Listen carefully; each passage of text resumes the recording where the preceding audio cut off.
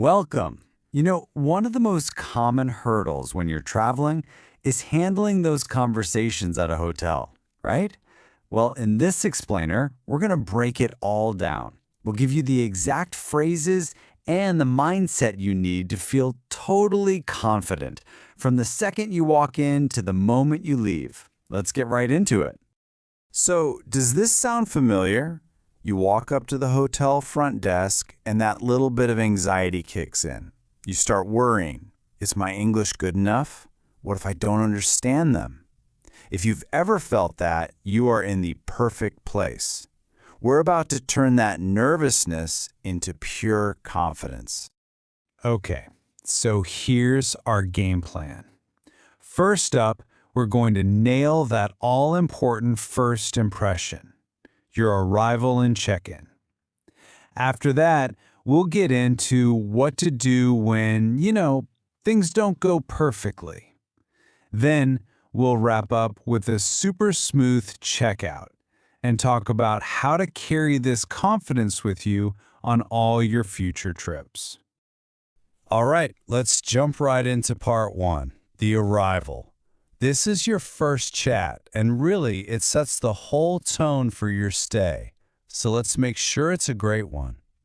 To make this all feel a bit more real, let's follow a traveler we'll call Sam. He's just gotten to his hotel, and he's feeling that exact pressure we were just talking about. He's worried he's going to mess up or just not understand what the receptionist is saying. It's a feeling a lot of us can relate to.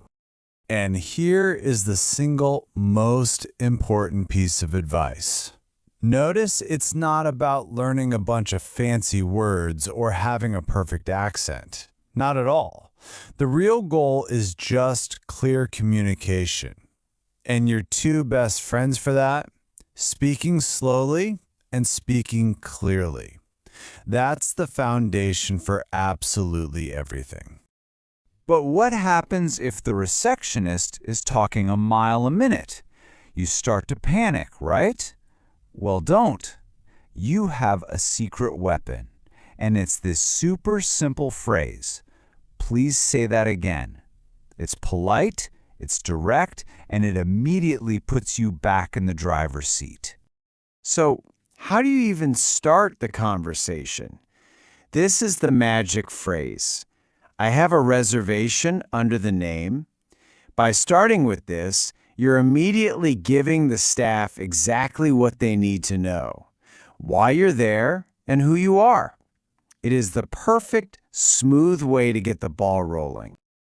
Okay, so once you've said your opening line, your job gets a lot easier. You're basically just listening for three key things: your room number, what time breakfast is, and where you can find that all-important Wi-Fi password. The receptionist is almost guaranteed to tell you this stuff, so knowing what to listen for makes it so much simpler. All right, so you've checked in, you've made it to your room. Success! But what happens if something's not quite right? Now we're going to look at how to take a common problem and actually turn it into a win for your confidence. The classic problem, right? You try to get online, you type in the password, and nothing. It's so frustrating. But honestly, it is a fantastic opportunity to practice your English in a really low-pressure situation. This is exactly what happened to Sam. So, instead of getting all worked up, just follow this simple 4-step guide. It keeps the conversation totally focused and gives the staff exactly what they need to help you out, which is what you both want. And just look at how simple and direct this opening is. Hello, this is room 305. The Wi-Fi is not working. Boom, you've given them your location and the problem. It's clear, it's efficient, and it gets things started right away. Okay, so they say they'll fix it. Great, but when? You kind of need to know if you should hang around or just head out for a bit. So how do you ask about that without sounding impatient or pushy? It's this simple. Just ask. About how long will it take? It's super polite, it's not demanding, and it gets you the information you need to plan your day. It's all about managing expectations. Okay, the Wi-Fi's back on, you've had an awesome stay, and now it's time to head home. Let's make sure that the checkout process is just as smooth and stress-free as your check-in was. You know, there's a really simple pattern here. When you check in, the key piece of information is your name. When you check out, it's all about your room number. Each big interaction really just boils down to one key bit of info and one simple phrase to get started. The whole checkout process is super predictable. It's like following a script you already know. You give your room number, you look over the bill, you tell them how you're going to pay, and you hand back the key. When you know the steps, there are no surprises. So we've gone through all the nuts and bolts of checking in, solving problems, and checking out. But let's talk about the real mission here, which is building that lasting, unshakable confidence. And this brings us right back to Sam, because this was his big aha moment at the end of the trip. He realized the Wi-Fi issue wasn't a problem, it was just practice. Every single little conversation, even one that feels negative, is just a chance to improve. That one mindset shift is a total game changer. And this is where the real power of experience comes in.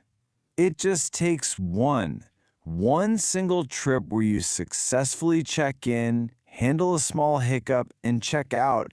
That's enough to completely transform your outlook.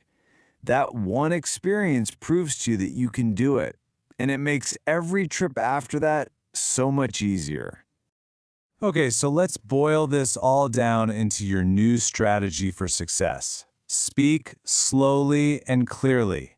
Never ever be afraid to use that magic phrase, "Please say that again," and try to remember that every single conversation is just practice. Confidence doesn't come from being perfect, it comes from doing. And really, that's the whole point, isn't it? This is about so much more than just checking out of a hotel. It's about giving yourself the freedom to explore the world without that little voice of fear holding you back. So the real question is, with these tools in your pocket, what new adventure are you going to unlock next?